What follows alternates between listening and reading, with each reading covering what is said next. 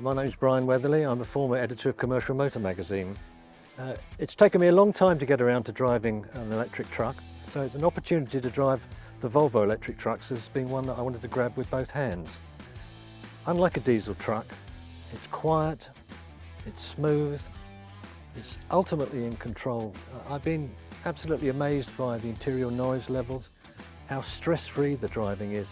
It also means that being quiet, you can operate it in places where neighbours are very sensitive to noise levels, so it has that advantage. It is the way the future's going.